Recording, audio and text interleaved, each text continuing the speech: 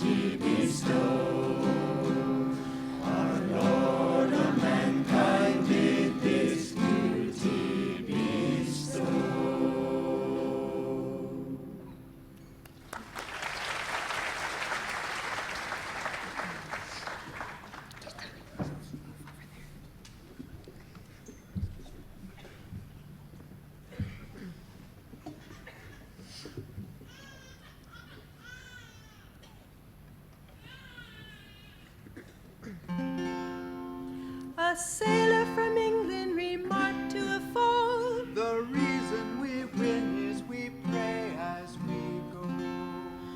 But we pray as well, just look at our dead.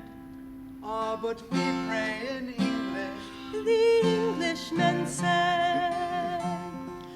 I, my, me, mine, I, my, me, mine, I, my, me, mine, I, my, me, mine, I, my, me, mine, I, my, me, mine, I, my, me, mine, I, my, me, mine.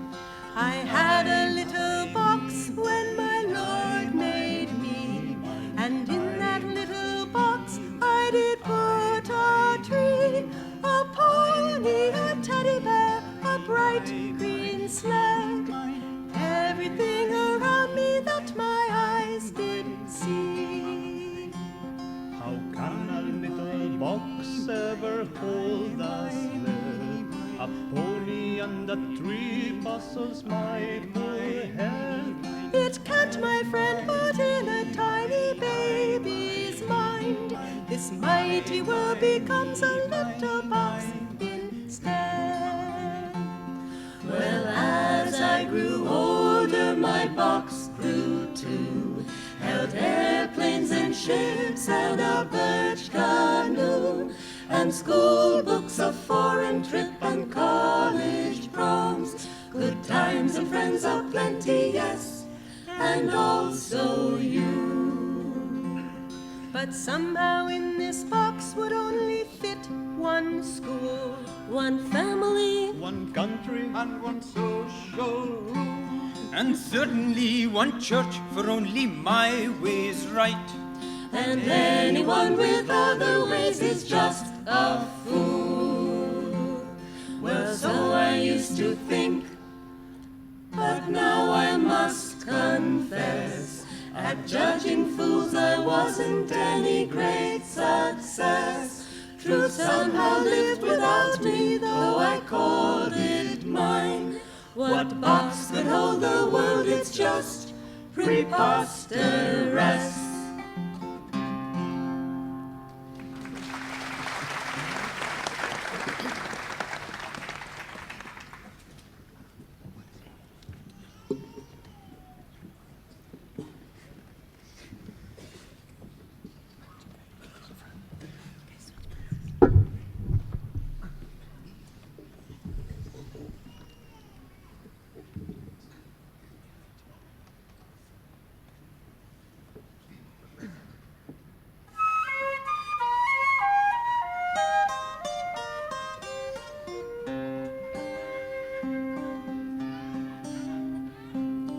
What is love?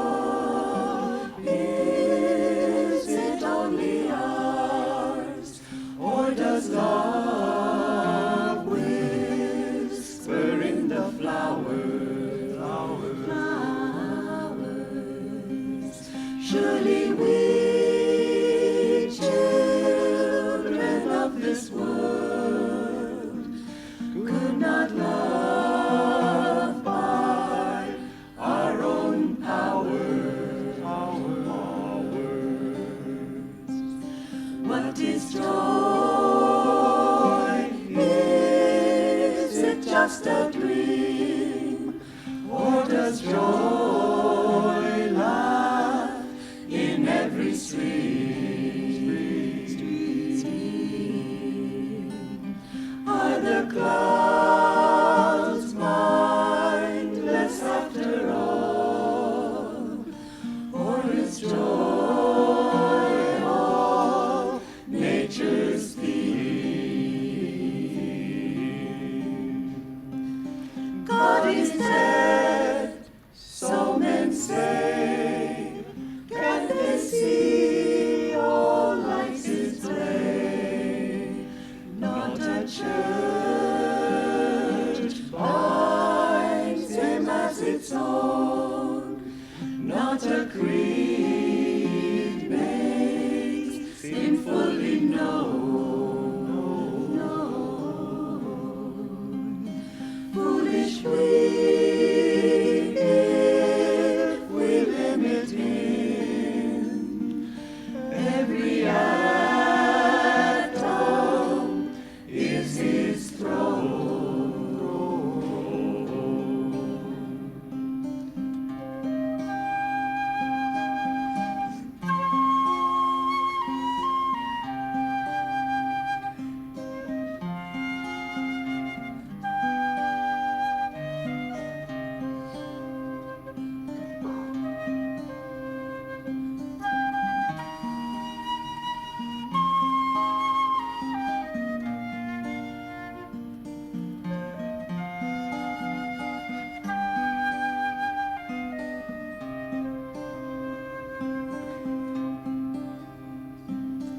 What is love?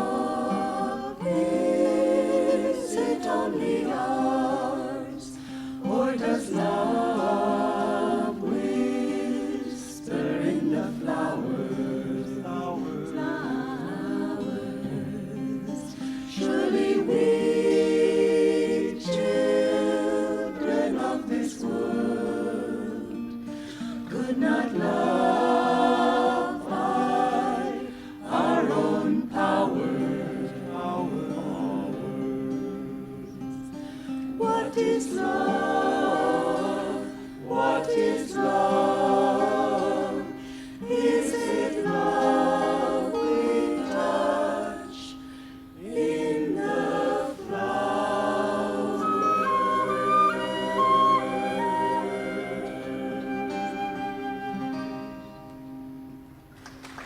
Let me finish with peace. Peace. Now, I would like to sing one song with you all. Peace.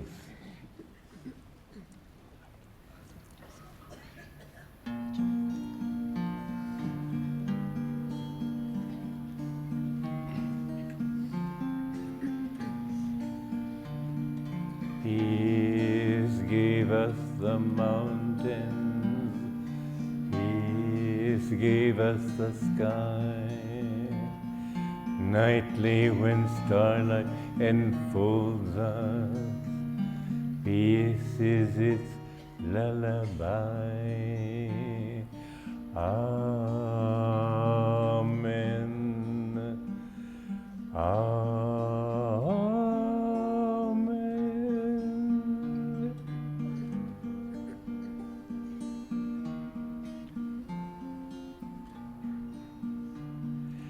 Peace gave us the morning. Peace gave us the sun. Bird songs that call us to welcome day and fresh labors begun. Amen.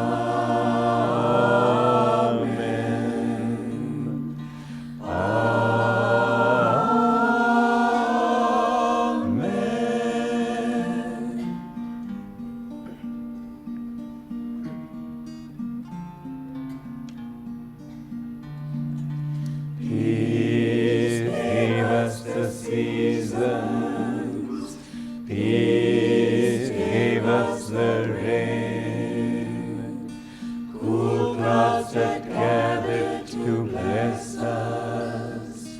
Mist hands that soothe away pain. Amen.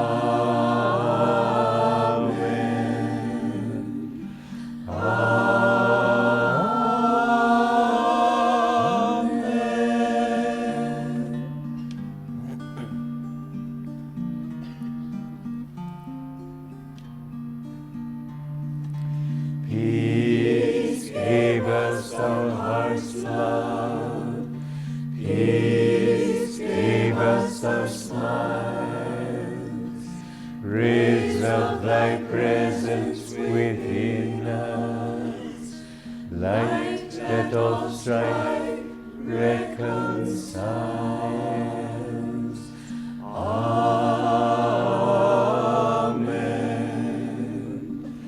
Amen.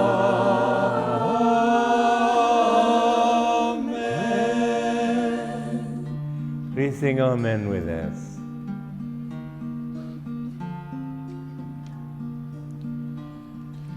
Amen.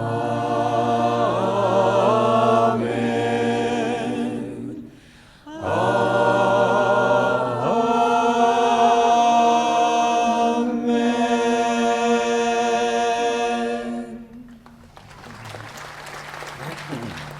Thank you. I was here 50 years ago in 1960, 52 years ago. It was then called Madras.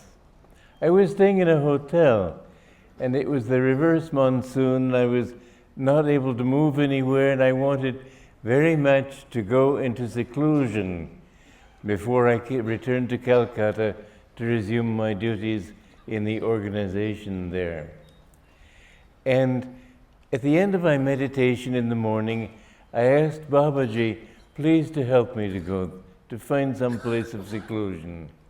And I went down to the restaurant and was having my breakfast when a man sitting at the table next to me, he said, I have a house in Kodaikanal.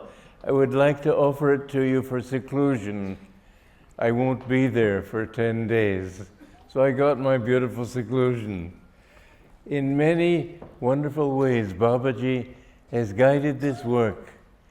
And through these masters, he is Amar, and his power has gone to all religions and all avatars who come into this world to help. And I am deeply grateful to be able to represent him as well as my guru and my entire line of gurus. Many people believe today that we are still in Kali Yuga, that Kali Yuga is supposed to last another 430,000 years. Well, I think that if that were true, we would end up all like worms by the end of 430 1,000 years. It is not Kali Yuga. Swami Kriyanandaji, my Param Guru, explained that during Kali Yuga, a false calculation came into the picture, and people misunderstood a day of, they thought that a year was a day of Brahma, not a day of Brahma. I forget the expression. And anyway, he said that actually Kali Yuga lasts only 1,200 years. 1,200 descending, 1,200 ascending. He said that in 1900, we came fully into Dwapara Yuga. Dwapara Yuga is still a materialistic age, but now we don't see the kind of things that we used to see in the 2,000 years ago when people were butchering each other freely. Even today, in Spain and France even, they enjoy bullfighting. I don't think anybody in this country or in most countries would like bullfighting. We have a different consciousness today. We're not very kind, but we're kinder than that. And what I want to say is that we are in an age of energy. Now we see that people a niece of mine wrote me and said that everywhere I go I hear the word energy. Energy is actually the reality beneath this wooden table here. All of matter is really only a vibration of energy. Matter doesn't exist except as an energy vibration. From there it becomes easier to understand that energy is probably only a manifestation of thoughts. And thoughts are only a manifestation of consciousness. This whole universe is a dream of God's. This whole universe is a manifestation of His consciousness. Now, Swami Shankaracharya, many years ago, more than 2,000 years ago, said that the nature of consciousness is not just consciousness, like a thing. It is Satchitananda, ever existing, ever conscious, ever new bliss. We are made of bliss, and that is why you and I, the only thing we really want in life is happiness, bliss on a lower octave. And even people who seek revenge and so on, they still want happiness, they just have misunderstood the meaning of happiness. All of life is a search for bliss. And we begin in the beginning of our incarnations. How long have you been coming back to this world? Quite possibly days of Brahma. People can find so many wonderful ways of getting into delusion. It really staggers the imagination. If this doesn't work, that doesn't work. This woman doesn't work, the other one won't. If this man doesn't suit me, another one might. It can go on forever. And when this planet exhausts its possibilities, there are countless other planets. This is only one planet in a vast universe. The universe is full of life everywhere. God's show is incredibly complex and yet wonderful. You know, it's an amazing thing. Jesus Christ said, suffer little children to come unto me, for of such is the kingdom of heaven. And you think, children? What do they know about anything? The God has to be extremely sophisticated to be able to produce this vast universe. And yet, He is center everywhere, circumference nowhere. In that way, He is simple.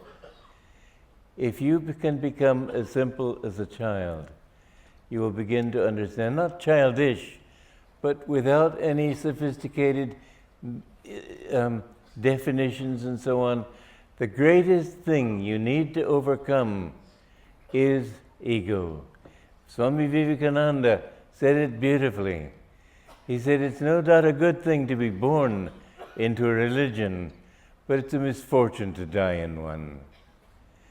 He said that we need to grow beyond definitions. I grew up in a Christian church, And I found that their definition of God was utterly uninteresting, and I didn't want God because of that. I tried to find truth. My whole life was dedicated to seeking truth. And I sought it through science, I sought it through political systems, I sought it through inspiration in the arts. I sought it through every way I could imagine without God.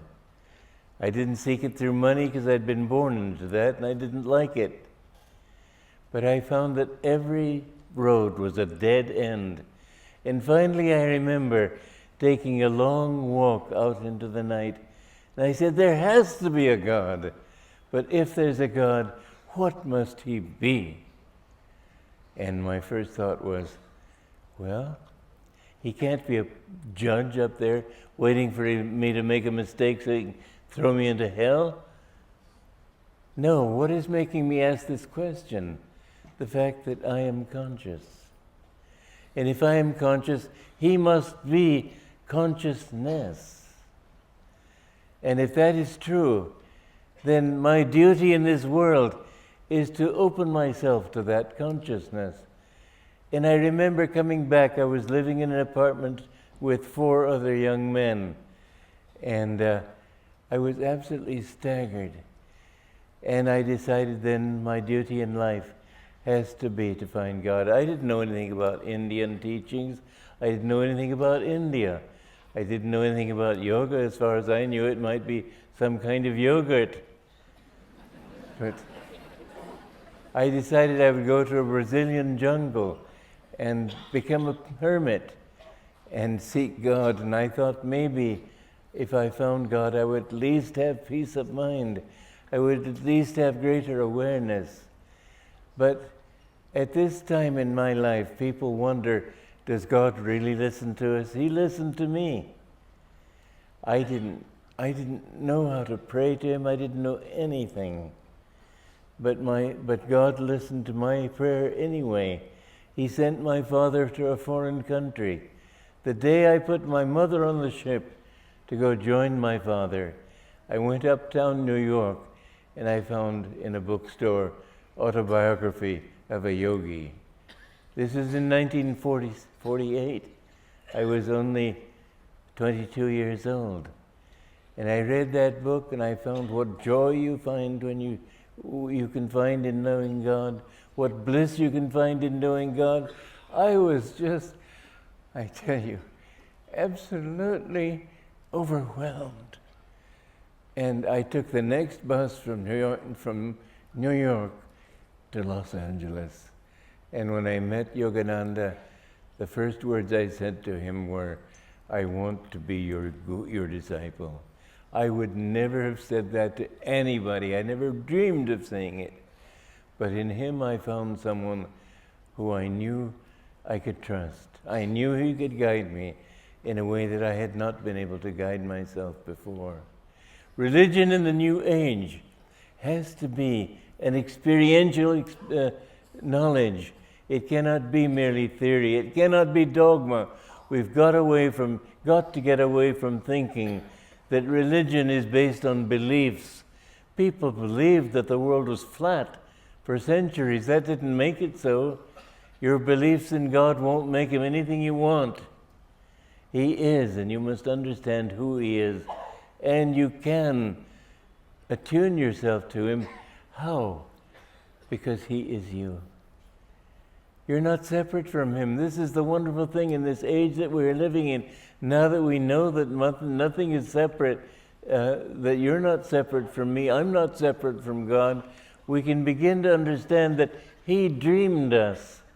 And if that is so, then our destiny has to be to merge into oneness with God.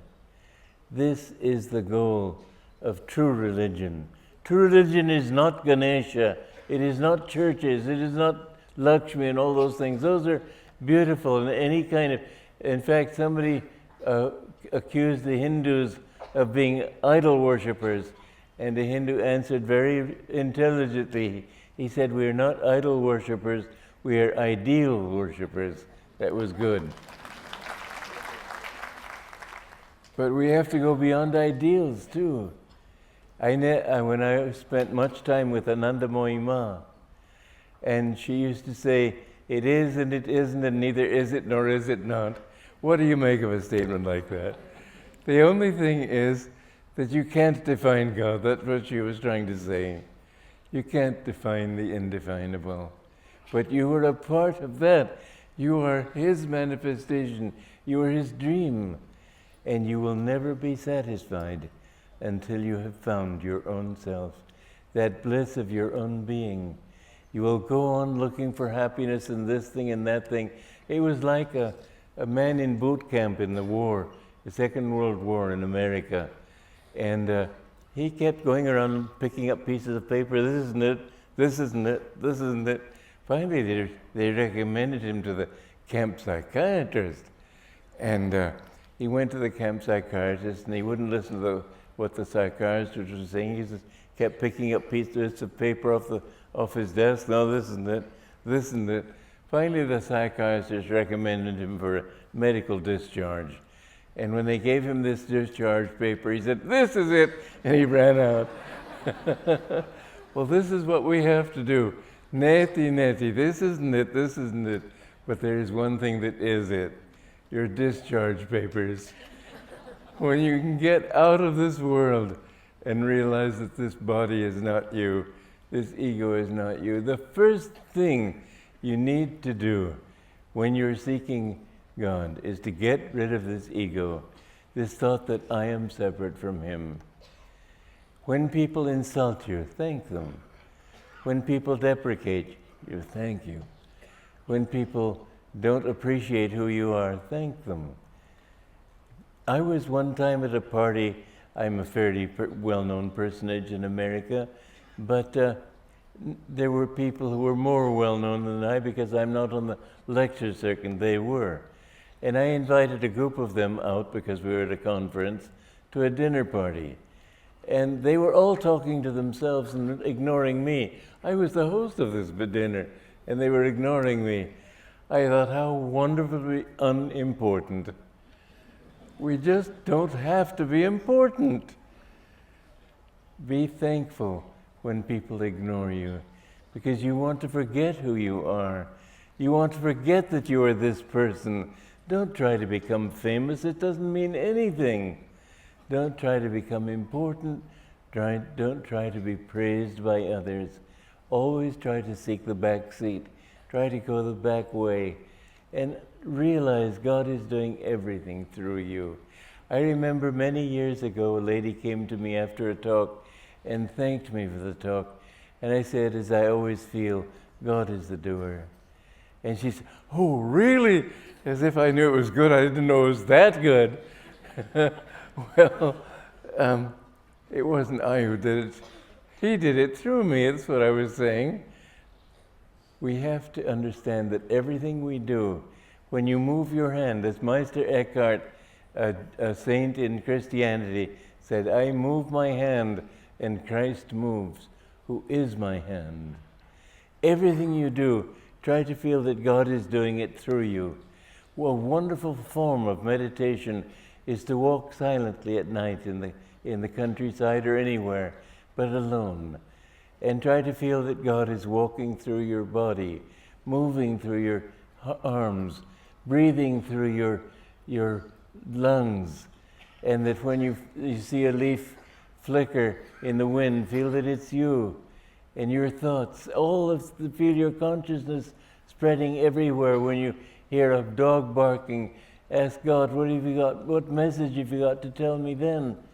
All these things. You'll find when you come back, your consciousness will feel so expanded. And don't take pain and the things of this world, don't take them seriously. When I go to the dentist, I never take painkiller. I just figure a little pain never hurt anybody. And so I let him drill away, and he may be sweating with sympathetic pain. But I just think about a song I'm writing or a piece of or book that I'm working on, and I completely ignore it. One time the pain was greater than usual, and so I just felt my consciousness expand over the countryside, and it was just a little point on that countryside where the pain was going on. I could ignore it that way. Try to think that way.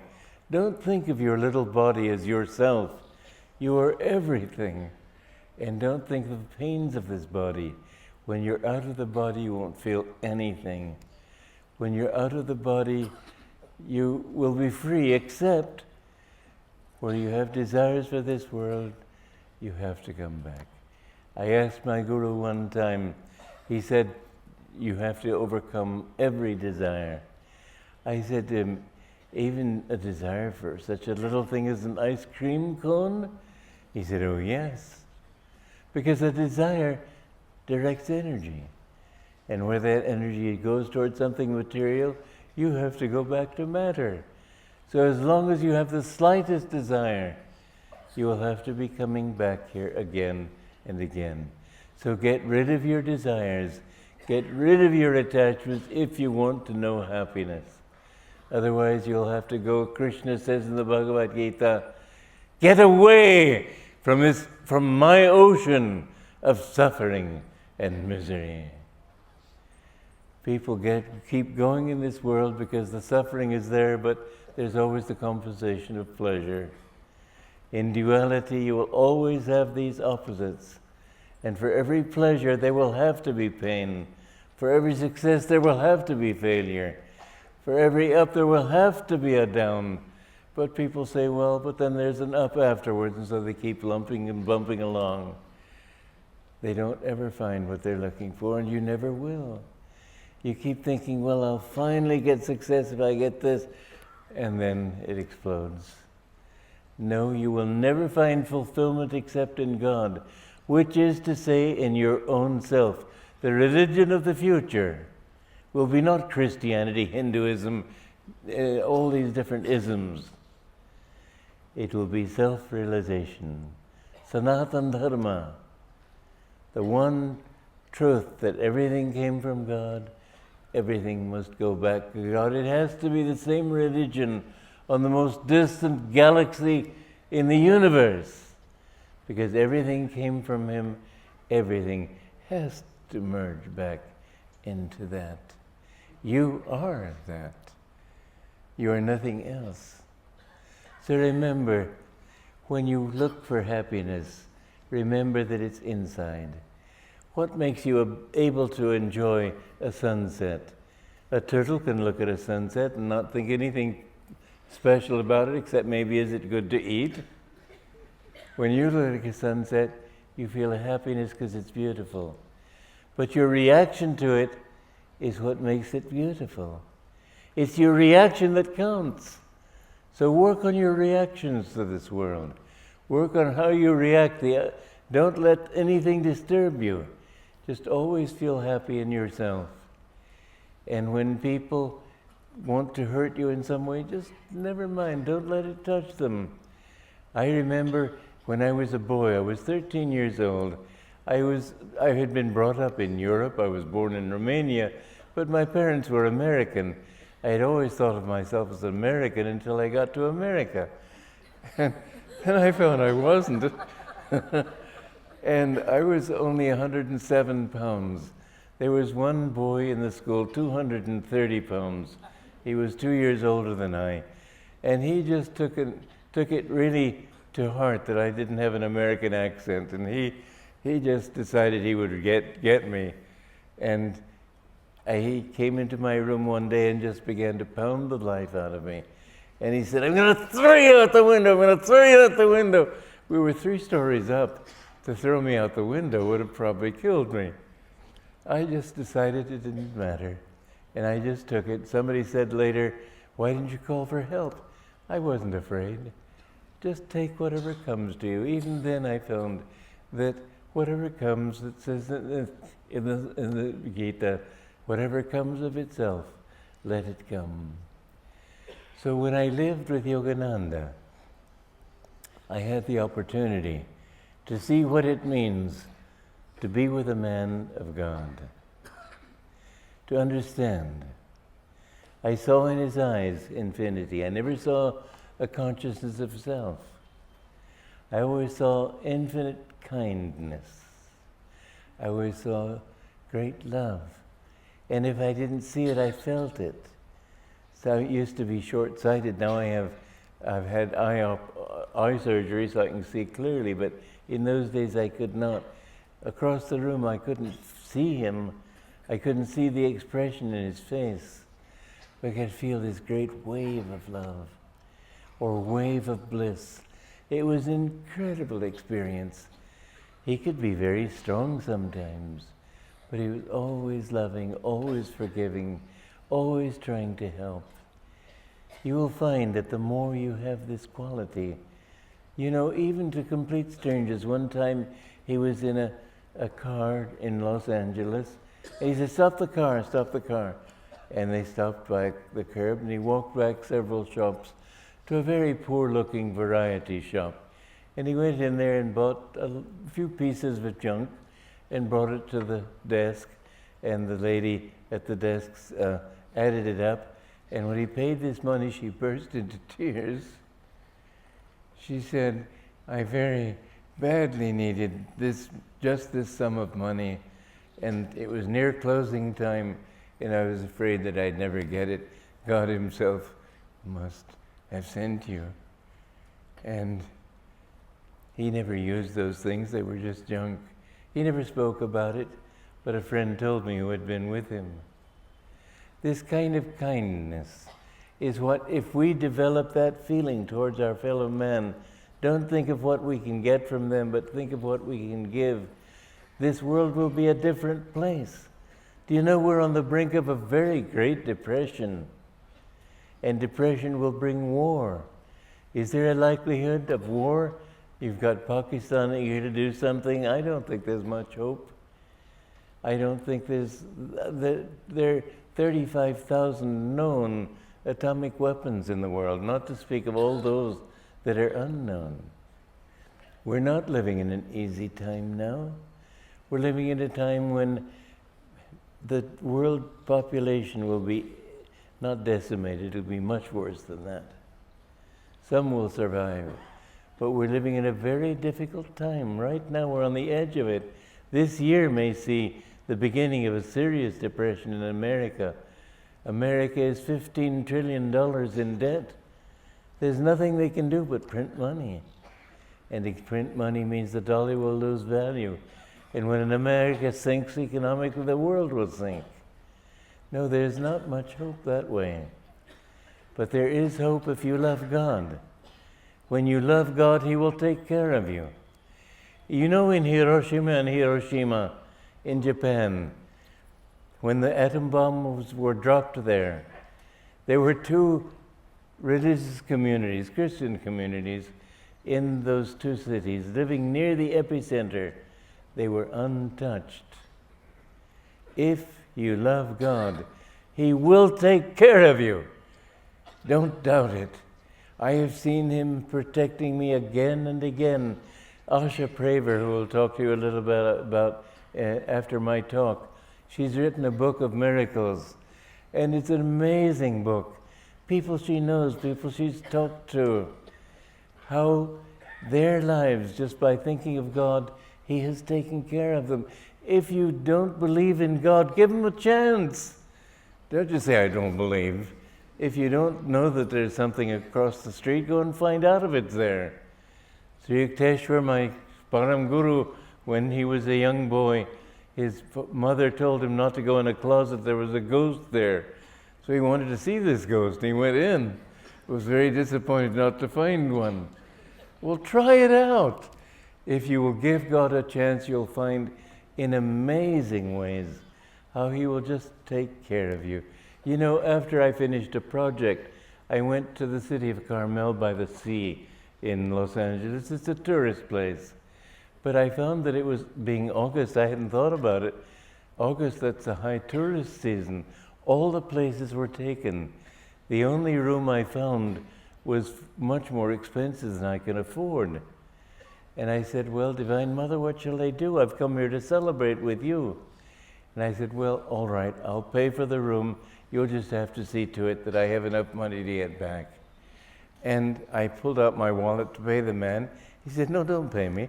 I said, well, I'd rather pay you now, but I didn't want to tell him, but I was afraid if I didn't pay him then, I wouldn't have it to give him later. He said, no, don't pay me at all. I'll just write you down as a travel agent. I said, why? I don't know, I just like you. I went to a restaurant that day, and the proprietor came over and sat with me and chatted. He wouldn't let me pay for my meal. When you do things with God, you'll be amazed how many times He will take care of you. He'll take you by the hand, even in trivial ways. There was one time in San Francisco, I had feeling the guidance from Divine Mother to return to India after 10 years of absence. And I had just the money to go and spend 2 months, and then I'd have to come back. And as I was driving into San Francisco 2 weeks before I was to depart, my car, something went wrong with it, and I realized I had to get a new car. And I thought, well, shall I get a new car? If I get a new car, I can't go to India. And yet I feel Divine Mother wants me to go to India. Finally, I had no guidance, and I said, Divine Mother, all right, I feel guided to go back to India. If you want me to go, you will have to reimburse me. I will just pay now, and you reimburse me. This was Friday evening. The next Sunday morning, I got a letter in the mail with a check for $1,000, and it said, use this as Divine Mother wants you to. Now, how many people in America think of God as Divine Mother? Very few. It was Divine Mother who did that. I have seen that again and again, and you can see it too. Nobody's special in His eyes, her eyes. I happen to think of God as my Divine Mother, but you can think of it as a sacred crocodile if you want to. It doesn't matter. God is none of that, but He's all of that. God, you have to keep in mind, He loves you. It's you who turn away from Him. People say, why don't you listen to me, God? You don't listen to Him. Even when you're saying, why don't you listen to me? I had a cousin, her firstborn baby, when he was born, had some defect that made it seem she might not be able to live. And she prayed desperately for help. And even while she was praying for help with all her heart, she was wondering, as the milkman brought the milk, what'll I buy for lunch? All these other things. She can't control her restless mind. And so if you ask God for things, which prayer is He asking you? Poor God, He must be confused as to what you really want. You have to learn how to ask Him with your heart. Religion begins in the heart. It doesn't begin with definitions. I used to be very intellectual, and I didn't like it, but my guru said, get devotion. Swami Kriyanandaji, who was an incarnation of wisdom, he said, the first step on the path to God, and you cannot take one step without doing this. You have to develop the heart's natural love. You have to become childlike and love God with all your heart.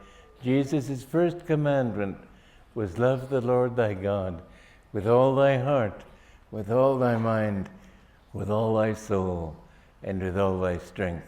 Strength means energy. Put energy into it. When you can develop that, then I know one man came to Yogananda many years ago. He was very intellectual. He had a long list of questions. He asked the first question, just intellectual, not important at all on the path. Yogananda said, love God. All right. He went to the next question. Love God. Third question. Love God. And he got up and walked out. And the man years later said, well, even masters have their problems. He couldn't understand. Nor will you understand if you try to figure it all out. I used to try to. Yes, it did. My reason did bring me to this point. It brought me to the realization that I was conscious and God had to be consciousness.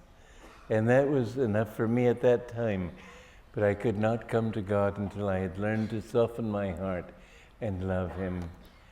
And I found that with love, really this path is all about bliss. When you feel bliss in your heart, your eyes could cry, do cry, because the love of the heart, when you feel God's love there, is so intense you can hardly contain it. But religion of the New Age must also be talked about in practical terms. And so I've said that we must understand God cannot be housed in a church, a mosque, or anything. You cannot think of God as just separate from you. He is you. But you also must understand the teaching of the Gita. My Guru explained the Gita wonderfully. He said that the whole Gita, the whole battle of Kurukshetra, is a battle within your own self, your higher qualities and your lower qualities. This is the battle we all have to fight.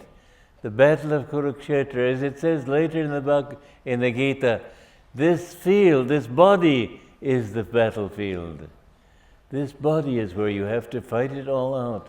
You have downward moving tendencies, desires for sex, desires for money, desires for material things, desires for all sorts of things. In Patanjali, his first definition of yoga is Yogas Chitta Vritti Nirodha. Yoga is the neutralization of the vortices. Vritti means vortex, not wave. And Chitta does not mean consciousness. It means a particular aspect of consciousness. Mon is here at the top of the head. Buddhi is the intellect. Ahankar is the ego. That's why when people are proud, they look down their noses. The reason is that they become tense back here. And the heart is where you feel love. It's here that real understanding begins. You must develop your heart. In the Srimad Bhagavatam, the technique is taught to think of your heart as a lotus and turn all those petals upward toward the brain. And so, in this battle of Kurukshetra, you remember in the beginning that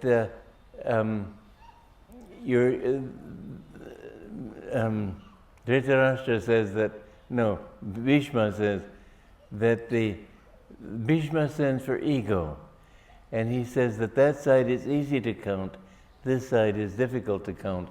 Many people translate that meaning that side is vincible, ours is invincible. No, it doesn't mean that. The Pandavas they're few, 5 in fact. The Pandavas stand for the 5 chakras. Draupadi, you remember the story where Arjuna wins her and takes her home, and he says, "Mother, I've won a prize." She says, you have to share it with your brothers. And so he had to share his wife with his brothers. There's no record of androgyny, what is it? Polyandry in this country. It's in Tibet, but it doesn't exist here. What it really means is Draupadi stands for the Kundalini, and she must unite with each of the chakras before she can the energy can go from the base of the spine to the top part of the spine. This is where yoga becomes very important. Yoga helps you to understand that all outward practices and so on, they don't bring you to the essence of it. When you find God, the energy has to rise up the spine, always rises up the spine. You can be a Muslim, you can be a Christian, you can be anything. But if you find enlightenment, this is how it happens. We're not made differently. We're all made as human beings. We have this spine, and the lower part of the spine and the lower chakras. I was thinking just today about how dogs wag their tails when they're happy. So help me, I've seen people when they're excited wag their bottoms.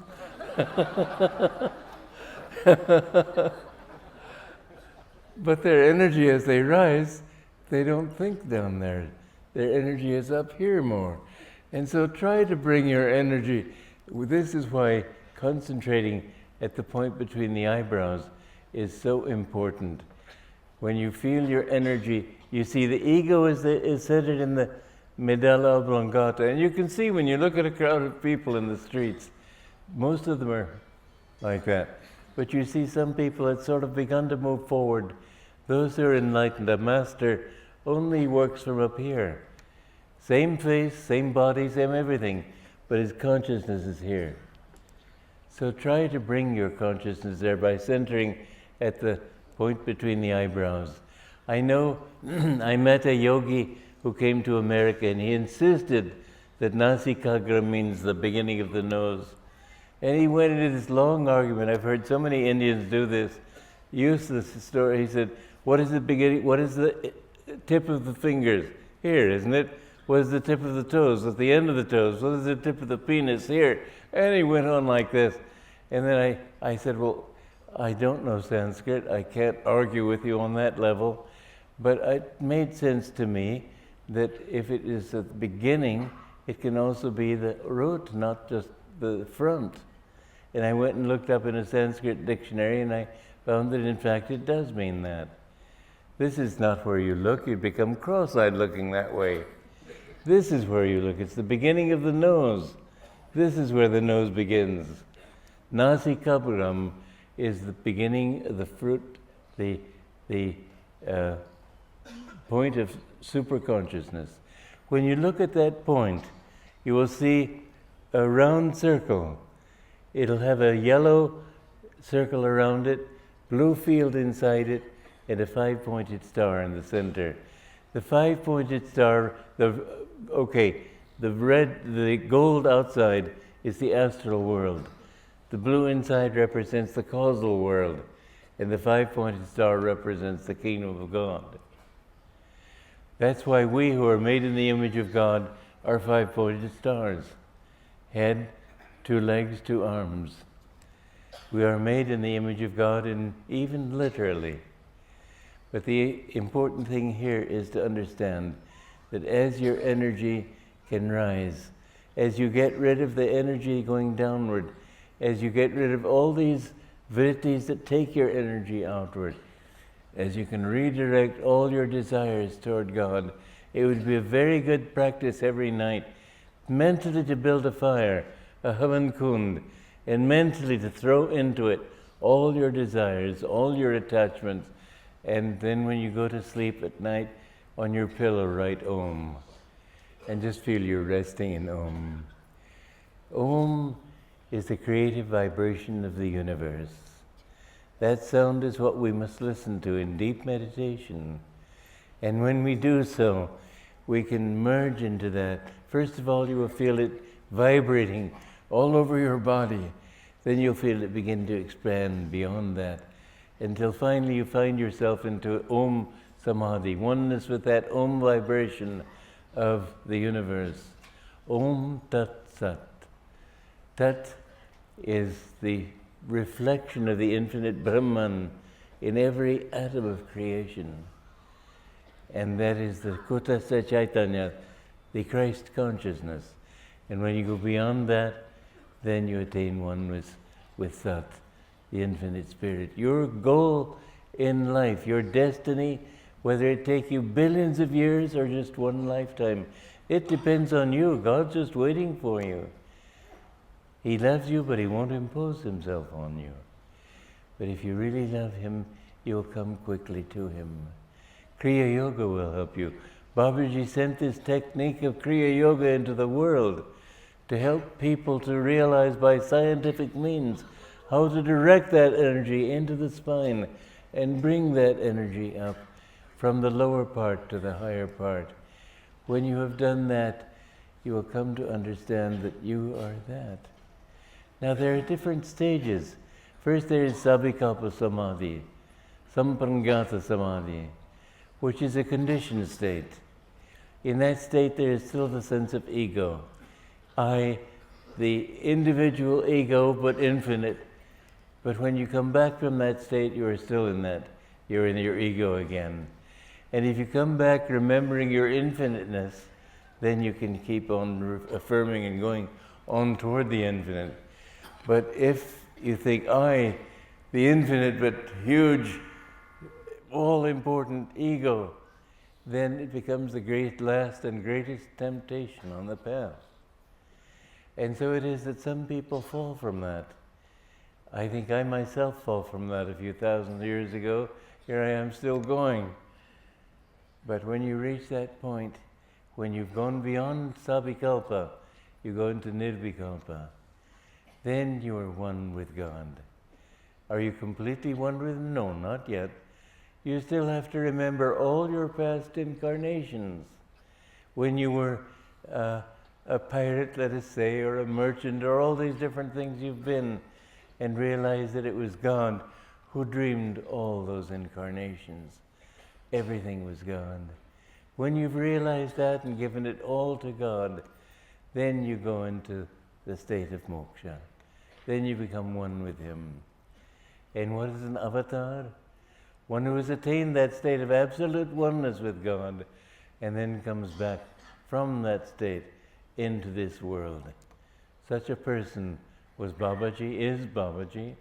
Such a person was Yogananda, Lahiri Mahashaya, Sri Yukteswar, and a very few others, Ramakrishna and so on. But no path can sum up this great perfection. You must be loyal to your path. If you've chosen one, walk the counter first, decide which you like best. But once you've decided on a path, then be loyal to that. Don't divide your energies, because although truth is one, there are different ways of approaching that truth. So when you find one way, if you go several ways, it's like we have your feet in two boats. If the boats separate, you fall in the middle. You may drown. Be loyal to that path. It's only at the top that you see it's all one. But when you found that Guru, then I know when I met my Guru, he said, I give you my unconditional love. Will you give me yours? I said, yes. He said, when I met my Guru, he said, will you give me your unconditional love? And I said, well, how can I give you my unconditional love if I find you're less than a Christ-like master? He said, I don't want your love, it stinks. Well, that wasn't really what happened, but he told me that because I had that doubt. I had doubt in the past. I've overcome it, but I had it. Then he said, will you give me your unconditional obedience? And I said, well, what if I think you're wrong sometimes? He said, I will only ask of you that which God asks me to ask you, tells me to ask you. I said, in that case, I give you my unconditional obedience. And I knelt at his feet, and he made me take the vow. He put his hand over my heart, and for 2 minutes, his arm was vibrating. But in those 2 minutes, I was freed of much karma. A guru without a guru, people say to me, do I need a guru? I said, no, you don't need a guru. Just go on being your own guru. But if you really want God, then you cannot find Him without a guru. You absolutely must have a guru. And there must be some physical contact with Him. It's not enough to read about Him in the pages of a book. You can accept Krishna as your guru, but he has to work through an instrument. When I met a liberated master here in Nellore, near Nellore, Bucciaredipalayam, his name was Sri Rama Yogi. He was a disciple of Ramana Maharshi. And I spent 4 days with him. And he said that there was a Saint Namdev, 2 saints in a village. One was Namdev, the other was a potter. He made pots. And there was a big congregation, big mela, and many people came, disciples of each of these different saints. And the potter, as potters do, went around slapping people. And when he came to Namdev, the other people took it because they thought he was a saint and giving him some sort of test. When he slapped Namdev, Namdev said, "Why did you do that?" And the potter rose to his feet. He said, "There seems to be a crack in this pot." And Namdev was very humiliated. Everybody was laughing. And he went to Krishna, where he worshipped him in the temple, and Krishna appeared to him. And Krishna said, "Well, I can't help it. There is a crack in that pot. Then what can I do to get rid of it?" And Krishna said, "Well, you need a guru." "But I talk to you, Lord. I see you daily in vision. What do I need with that?" Krishna said, "I can give you inspiration. I can give you wisdom. But to find me, you have to have the touch of a guru. Such is my law." And Namdev said, "In that case, Lord, will you help me to find a guru?" And Krishna sent him to a guru. Well, I'm not going to finish that beautiful story because it'll take too long. But the point is, try to find somebody. A guru is somebody who doesn't want to be a guru. Somebody who wants disciples is not worthy to be a guru. Somebody who considers people his disciples is not worthy to be a guru. He is a guru who, like my guru, said God is the guru. He said, "I killed Yogananda long ago. No one dwells in this body temple but God." If you can find someone who has that consciousness, do what he says, even no matter what it be. Somebody came to Babaji, and Babaji said, "You're not ready for my acceptance." And he said, "If you don't accept me, I'll jump off this mountain." Babaji said, "Jump then." He seemed very indifferent. So the man jumped. Then they brought him up there, and Babaji said, "You passed a difficult test. Now you're worthy to be accepted." But whatever test the Guru gives you, I've had my share. Remember this, God loves you. There was a story of Saint Teresa of Avila. She went through many tests. She was very sick all the time, all sorts of troubles. In her old age, she was wanting to cross the mountain stream to reach another place where she wanted to found a new monastery, and her horse lost its footing and she was swept away in the current, and all her nuns or disciples thought she was drowned, when suddenly she found herself on the opposite bank. Her clothes were dry, and Jesus was standing in front of her. And Jesus said, "Don't feel too badly, Teresa. This is how I treat all my friends." And Teresa said, "No wonder you have so few friends." So don't worry about the tests. But if you are firm in your desire for God, I pray that everybody in this audience will find Him. God bless you.